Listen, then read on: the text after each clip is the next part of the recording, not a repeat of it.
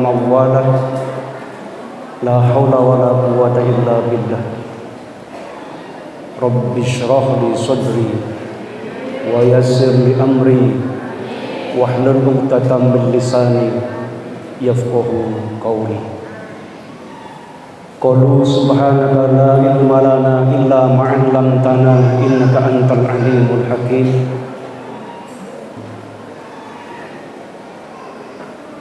Wa ba'du fa'lamu ayyuhal hadirun anna Allah ta'ala yaqulu fil Qur'anil 'azim a'udzu billahi minasy syaithanir rajim. Bismillahirrahmanirrahim. Ara'aital ladzi yukadzibu bid-din fadzalikal ladzi yad'ul yatim wa la yahuddu 'ala ta'amil miskin. Qala Nabi sallallahu alaihi wasallam, irhamu man fis sama yarhamkum, irhamu man fil ard yarhamkum man fis sama. Wa qala Nabi sallallahu alaihi wasallam, ana wa kafil yatim yaumal qiyamah fil jannah hakada. Sadaqallahul azim. Sadaqa rasuluhun nabiyul habibul karim. Wa nahnu ala dzalika minasy syahidin wa syakirin alhamdulillahi rabbil alamin. Hadratul ulama, para alim, para ulama, para ustadz, para ustadzah, para tokoh masyarakat, ini khusus Sohibul Wilayah, Bapak Ketua RW, Bapak Spiran beserta jajarannya,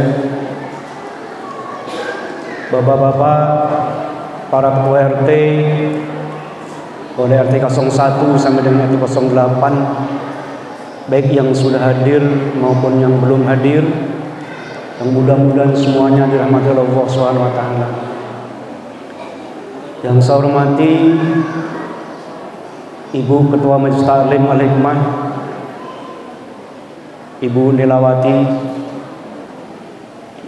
berserta seluruh pengurusnya yang mudah-mudahan dirahmati Allah Subhanahu wa taala. Ibu-ibu tim Rebana, tim Qasidah, Bentabok Al-Hikmah yang mudah-mudahan dirahmati Allah Subhanahu wa taala. Ibu-ibu Dewan Guru, ibu-ibu pengantar, dan juga semua anak-anakku sekalian yang mudah-mudahan semuanya dirahmati Allah Subhanahu wa taala. Puji syukur kita panjatkan hadirat Allah Subhanahu wa taala atas limpahan rahmat dan karunia-Nya. Alhamdulillah, pada kesempatan pagi ini kita bisa berkumpul bersama, duduk bersama di tempat yang mulia ini dalam acara peringatan 10 Muharram. Walaupun hari ini sudah tanggal 15, namun demikian mudah-mudahan kita semuanya yang hadir pada kesempatan pagi ini di tempat ini semuanya mendapatkan berkah bulan Muharram, bulan suci, bulan yang Allah muliakan. Amin ya rabbal alamin. Salawat serta salam semoga curahkan keridhaan Nabi Agung Muhammad sallallahu alaihi wasallam, juga kepada keluarganya, kepada para sahabatnya, dan kepada para pengikut yang setia. Bapak Ibu yang dirahmati Allah Subhanahu wa taala, mohon izin, mohon maaf kepada ibu-ibu Majelis Taklim selaku panitia, dan juga kepada Pak RW, Pak RT, ibu semuanya. Pada kesempatan pagi ini saya tidak panjang, tidak lebar, karena pertama saya masih ngantuk, ya, karena semalam habis nemeni bapak-bapak yang pasang panggung ini, saya urut pijet. Karena kebetulan saya udah 1 bulan kurang sehat, kaki kekilir, maka semalam saya jam 10 mulai pijit urut, nggak tahu sampai jam berapa, nggak lihat jam. Habis urut pulang, nggak langsung ke rumah. Kemana kira-kira? Nggak pulang ke rumah, kira-kira kemana? Pos 2. Saya ditelepon ke Cilongok, pulang-pulang kalau nggak salah 1:30. Jadi persiapan insya Allah Sabtu besok, mohon doanya, kami rombongan akan ziarah, berangkat habis Jumatan jam 1, 1:30 jalan, malam minggu nginep. Jadi besok yang mau ikut malam mingguan bisa ikut sama saya. Kebetulan sudah ada Pak Arianto, Pak Walino ikut. Mudah-mudahan pulangnya lebih cepat dan lancar, selamat semuanya. Ya. Mudah-mudahan semuanya hasil maksud. Amin ya rabbal alamin. Bapak Ibu yang dirahmati Allah Subhanahu wa taala, saya pada kesempatan pagi ini diminta untuk tausiah. Tadi saya sudah senang begitu Pak Guru menyampaikan, boleh nggak saya tausiah? Salah ibu, kenapa nggak diizinin? Pak Guru ya. Kalau tadi Pak Guru tausiah, saya nggak jadi tausiah, tinggal doa. Alhamdulillah. Baik, pada kesempatan pagi ini hanya 2 yang ingin saya sampaikan.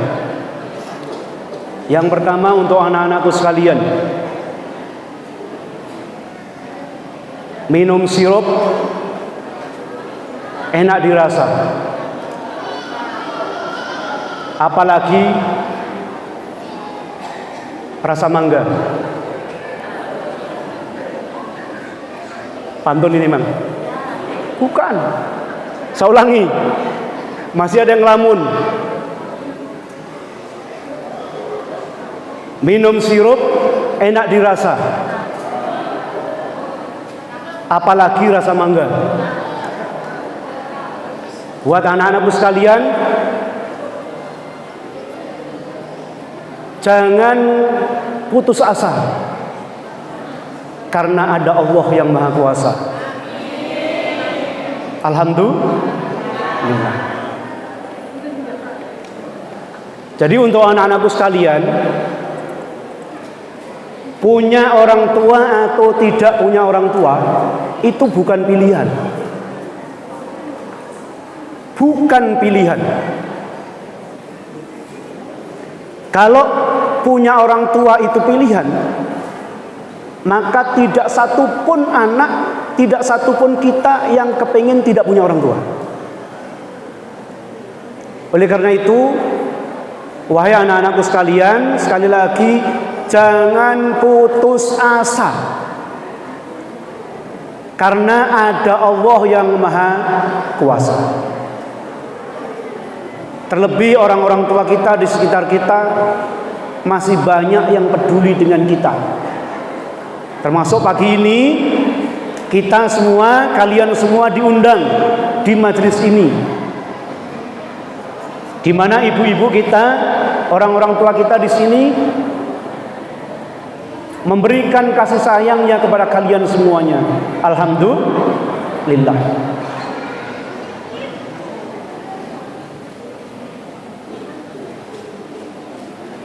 Halo, anak-anakku sekalian. Halo. Assalamualaikum. Anak yatim. Assalamualaikum. Kenal Nabi Muhammad? Kenal Nabi Muhammad? Nabi Muhammad menjadi tokoh sentral yang berhasil berangkat dari yatim.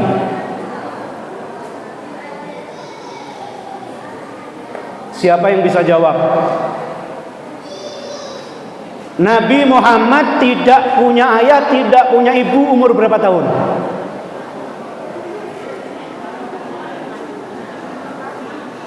Ayo anak-anakku sekalian.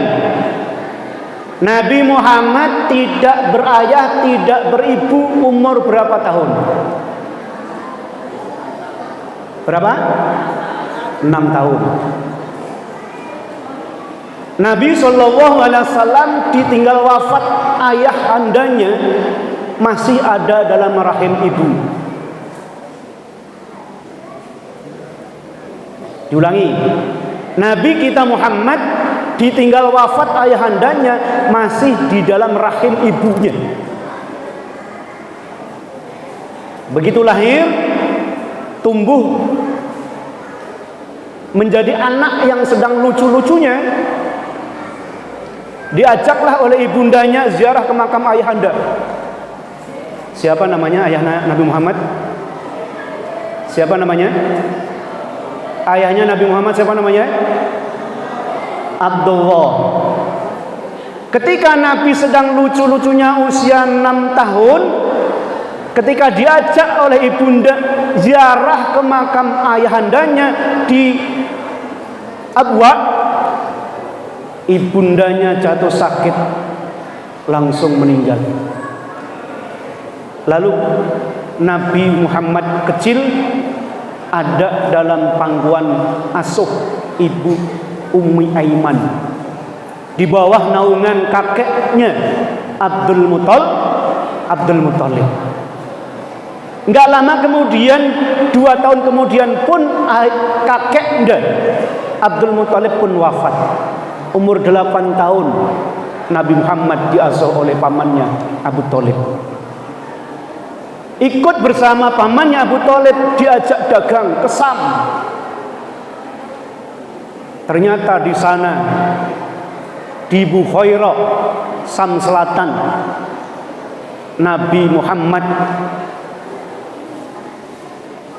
bertemu dengan seorang pendeta rahib yang bernama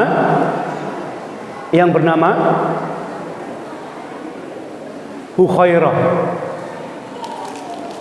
Oleh sang pendeta dikatakanlah kepada pamannya Abu Thalib, wahai Abu Thalib, ini keponakanmu ada tanda-tanda kenabian, jangan kau lanjutkan perjalananmu menuju Sam sana, bawa pulang.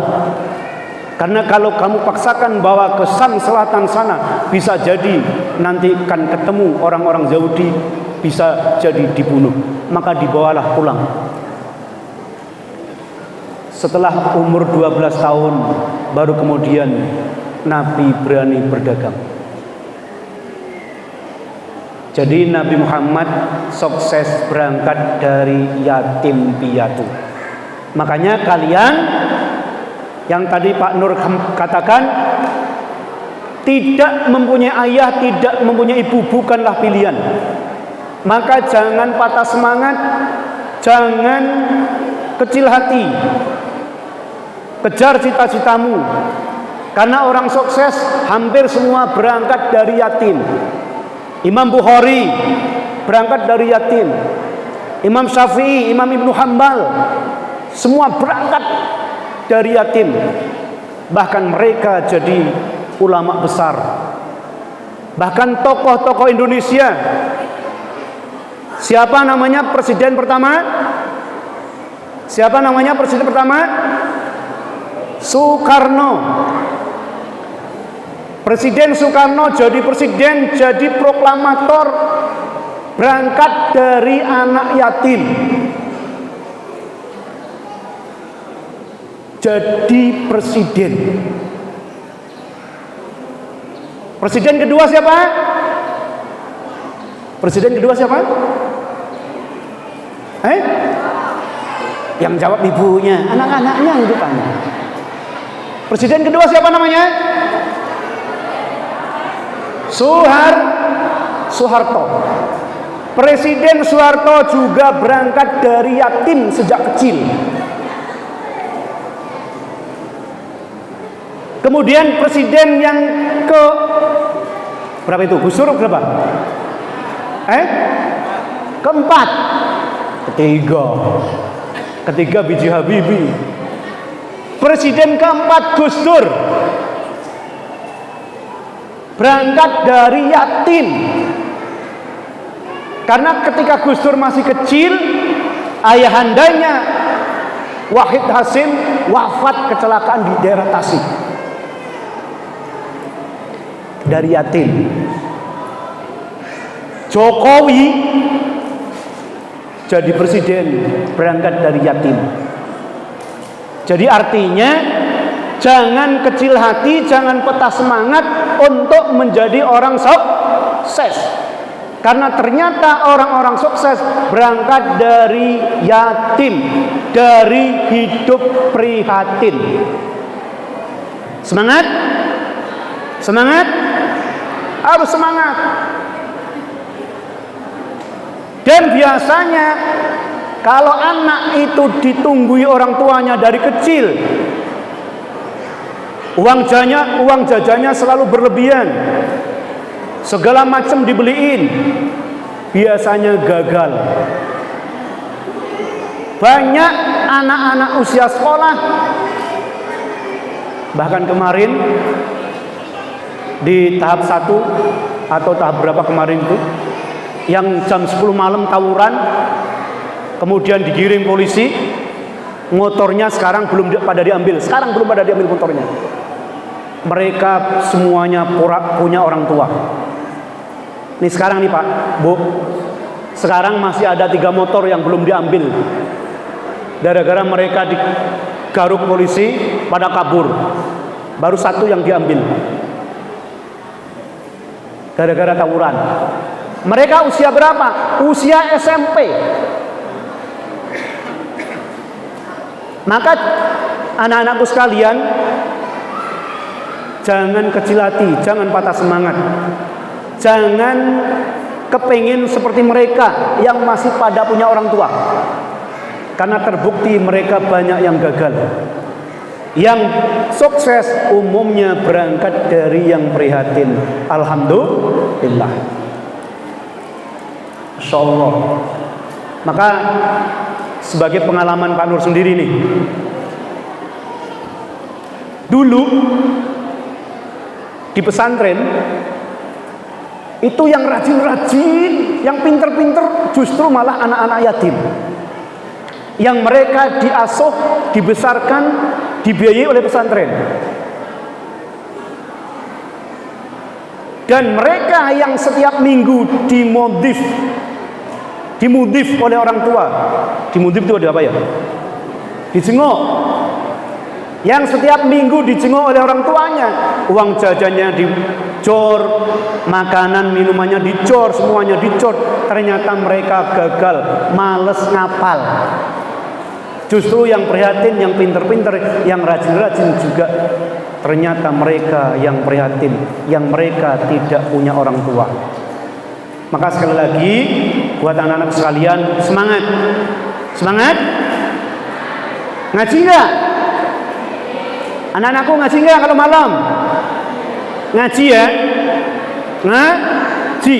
Supaya apa? Supaya kalian bisa baca Al-Quran, supaya bisa sholat, bisa ibadah, supaya bisa mendoakan orang tua. Karena orang tua kalian, orang tua kita semua hari ini, mereka butuh doa kita. Insya Allah. Saya nggak mau orang tua. Saya nggak mau orang tua. Sayangi mereka yang sudah di alam kubur. Dengan apa? Dengan doa. Bagaimana kamu bisa mendoakan kalau nggak mau ngaji?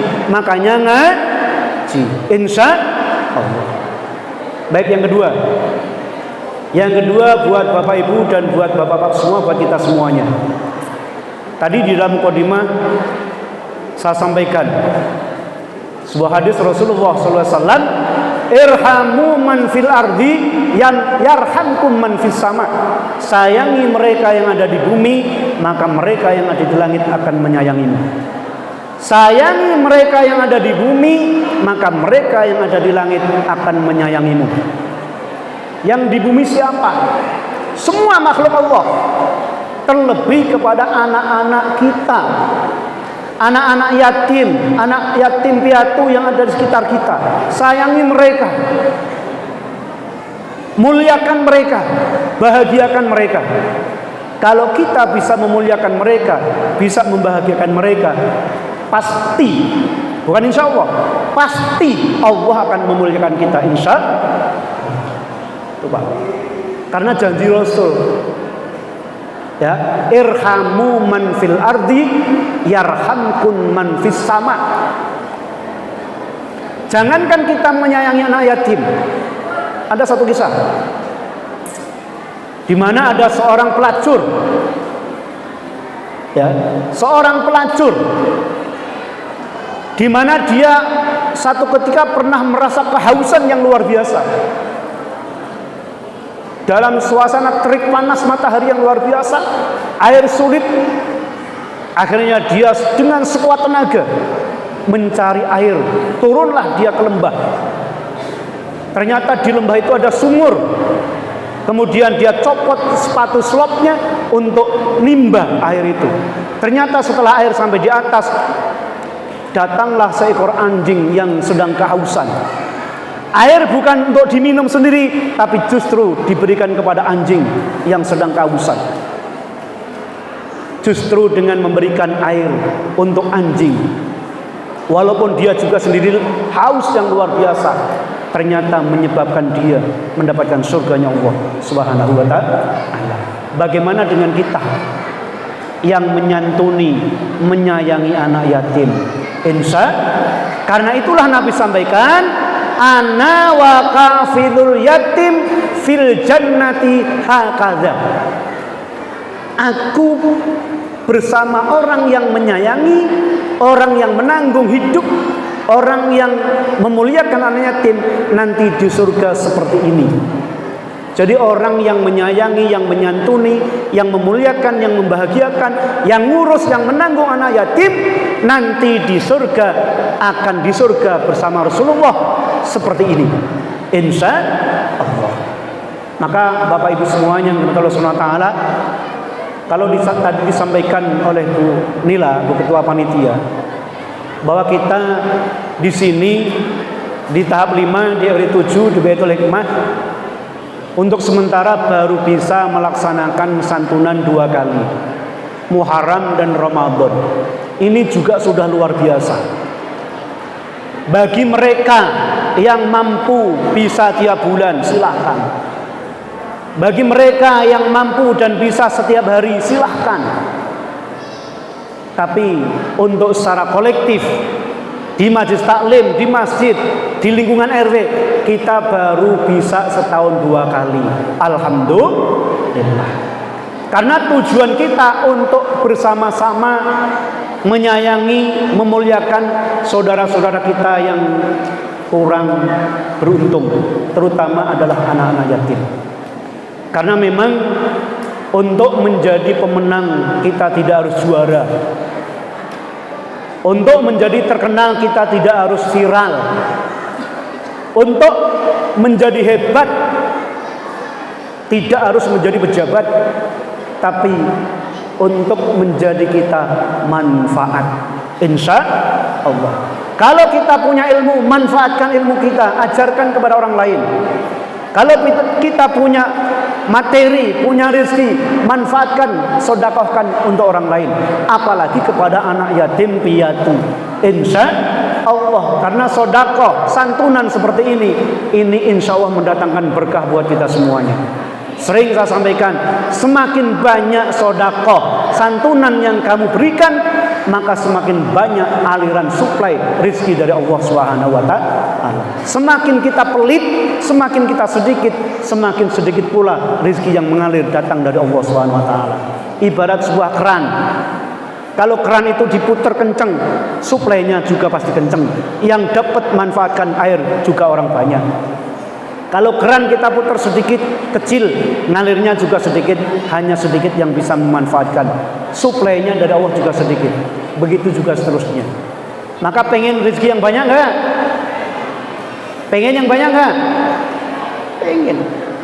Maka yang paling penting bagaimana caranya kita menjadi orang bermanfaat. Jadi pengurus yang manfaat. Jadi warga yang manfaat. Jadi ustadz yang manfaat, jadi guru yang manfaat, jadi RW RT yang manfaat. Yuk kita manfaatkan diri kita sama-sama, saling memberikan manfaat untuk orang lain. Perkara rizki hidup kita sendiri, syukuri yang ada, yang Allah berikan kepada kita, insya Allah. Gimana Bu lagunya? Lagunya Nimasif gimana? Yang sering saya nyanyi itu kalau lagi ngaji itu, syukuri apa yang ada, hidup adalah anugerah. Terus jalani hidup ini, lakukan yang terbaik. Gitu ya Bu? Betul. Lakukan yang terbaik menurut kita.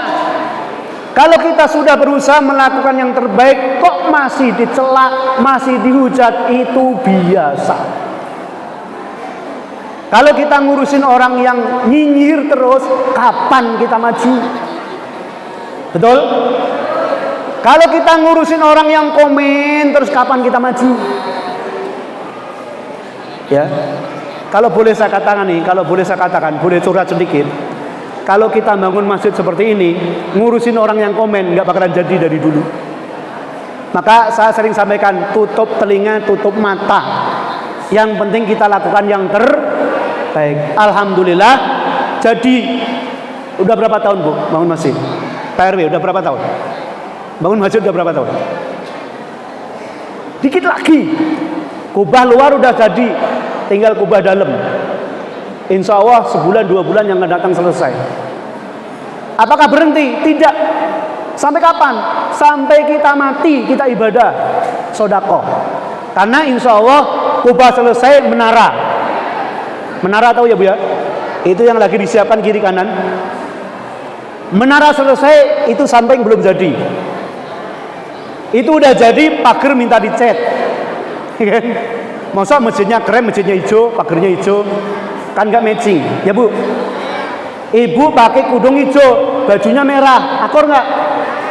Nggak kan? Itu warna apa sih kudungnya? Kudung hijau, baju merah, akor nggak? Masjid krem, pagar hijau, akor nggak? Itu nggak akor. Maka kemarin saya sempat ngobrol sama Pak Haji Slamet. Pak Haji, ini masjid kita udah dipoto, kalau udah dipoto bagus. Tapi kehalangan tiang listrik itu. Ada tiang listrik gitu ya. Jadi bagaimana nanti kalau difoto dari kiri, dari kanan, dari depan bagus. Kubahnya jadi, menaranya jadi. Masya Allah luar biasa. Alhamdulillah. Sekarang masjid kita sudah luas, sudah besar. Tinggal kita ngisinya. Isinya. Jangan sampai bangun masjid kayak bikin bendoso. Tahu bendoso? Keranda bikinnya banyakan bareng-bareng. Giliran yang pakai sendirian. Jangan sampai masjid kita seperti itu. Kita rame-rame bangun masjid, bapak-bapak, ibu-ibu, remaja, pemuda, semua. Ya. Begitu ngisi sholat jamaahnya, itu aja yang ngisi. Masya Allah. Makanya yuk ramekan masjid, makmurkan masjid. Insya Allah. Saya pesan kepada ibu-ibunya, ya, kalau bisa, kalau subuh bapaknya dibangunin, Pak bangun. No, udah sholawatan. Sholat subuh berjamaah. Karena sholat subuh berjamaah jalbur rizki, ngundang rizki. Insya Kalau orang yang habis sholat subuh tidur atau sudah subuh masih tidur, nggak kebagian rizki. Karena waktu sejak terbit fajar sampai terbit matahari, waktunya Allah SWT membagi-bagi rizki. Insya Allah. Makanya ibu-ibu kalau di rumah, kalau sudah mendengar sholawatan subuh, bangunin suaminya. Berani nggak Bu? Berani nggak? Kalau dibangunnya susah, dipanggil susah nggak jawab, sambil dipeluk, bisikin telinganya, Pak subuh. Berani? Berani nggak? Pak, bukannya bangun, saya malah dipeluk nih Pak. Nah, lain lagi itu urusannya. Ya, bangunin subuh insya Allah. Terakhir, ya, terakhir. Pada kesempatan pagi ini saya mengajak kepada semuanya, ya terutama kepada bapak-bapak, ibu-ibu yang sudah tua. Saya ulangi, bapak-bapak dan ibu-ibu yang sudah tua, mulai sekarang bagaimana kita memperhatikan waktu kita, umur kita. Sering saya sampaikan di ibu-ibu, kalau ibu nyuci pakaian, deterjennya tinggal sedikit, sementara yang harus dicuci banyak, kira-kira ibu apa yang melakukan? Deterjen tinggal sedikit, cuciannya masih abrek-abrek, yang bisa dilakukan apa? Beli lagi. Apa yang tambahin? Habis, tinggal sedikit. Kira-kira apa yang dilakukan? Kita ini umur tinggal dikit. Hajah Quraisyin udah 65. Ya. 70. 72. Udah lewat. Umur sudah 60. Umur sudah 60. Kan dikit lagi tuh. Dosa masih banyak. Dosa masih banyak. Utang masih banyak. Rumah belum lunas, mobil belum lunas, kulkas belum lunas, motor belum lunas, anak belum selesai kuliah. Kira-kira ibu apa yang dilakukan? Umurnya tinggal dikit. Umurnya tinggal dikit, udah 72 udah lewat. Udah 60, saya udah 56. 56 kalau ngikutin Nabi 61. 63, 61 kalau dihitung Masehi, 63 kalau dihitung Hijriah. Saya udah 56. Berapa lagi, Bu? Kalau saya bercermin kepada ayah saya. Ayah saya sudah 83, masih gagah, masih sehat, masih ke sawah. Saya kepingin seperti beliau. Amin ya Rabbal. Ayah saya nih udah 83, Bu. Tiap hari masih ke sawah, masih semprot. Banyak bapak-bapak dan ibu-ibu sini yang sering ketemu ayah saya, masih ke sawah. Setiap sowan ke sana silaturahim, mbah masih di sawah. Alhamdulillah, pengen umur yang panjang, sehat, buat ibadah insya Allah. Makanya saya pesan buat bapak ibu semuanya yang sudah tua, yang sudah di atas 50. Saya ulangi, yang sudah di atas 50. Yang masih 40 ntar aja. Banyakin amal, banyakin ibadah, banyakin sedekah. Insya ojo tiktokan tak undang dino. Saya sering lihat di lapangan tiktokan, betul tiktokan. Nggak lama muncul medsos, status. Ya Allah. Ayo, mumpung kita masih ada waktu, ada kesempatan, banyakin amal, banyakin ibadah, ditambah banyakin sedekah jariah masjid, sedekah untuk anak yatim. Itu nanti yang pahala yang mengalir. Kita sudah meninggal, sudah dikubur, pahala kiriman terus dapat dari masjid, dari masjid, dari masjid, dari masjid. Ibu yang setiap hari ngirim nasi buat tukang, diganti nanti oleh Allah dengan pahala yang luar biasa. Insya Allah. Mungkin hanya itu yang bisa saya sampaikan. Sekali lagi buat anak-anakku sekalian, jangan patah semangat, jangan kecil hati, terus belajar, kejar cita-citamu, ya. Kun himmatu fi suraya warijlu tahta saro. Jadilah orang yang cita-citamu di atas bintang sana, meskipun kakimu tetap berpijak di muka bumi. Insya, walaupun kamu maaf sekolahnya susah, ya, uang jajan susah, tas bolong tetap dipakai, sepatu bolong tetap dipakai. Jangan kecil hati, jangan minder. Setuju? Setuju nggak? Terus semangat. Karena orang sukses bukan hanya mereka yang ditunggu orang tuanya dari kecil, tapi kebanyakan orang sukses adalah orang yang prihatin dari kecil. Insya Allah. Mudah-mudahan ada manfaatnya. Apabila ada tutur kata yang kurang berkenan, mohon dimaklum dan mohon dimaafkan. Billahi taufiq wal hidayah. Walafu minkum. Wassalamualaikum warahmatullahi wabarakatuh.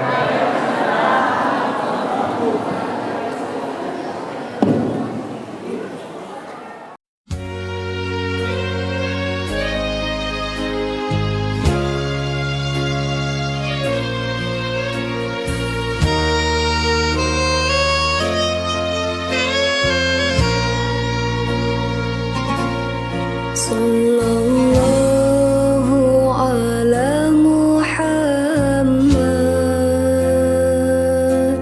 sallallahu alaihi wasallam, sallallahu ala Muhammad, sallallahu alaihi wasallam.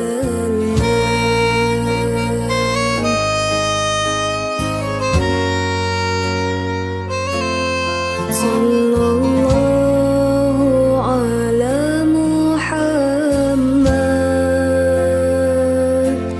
sallallahu alaihi wasallam, sallallahu ala Muhammad, sallallahu alaihi wasallam. Anta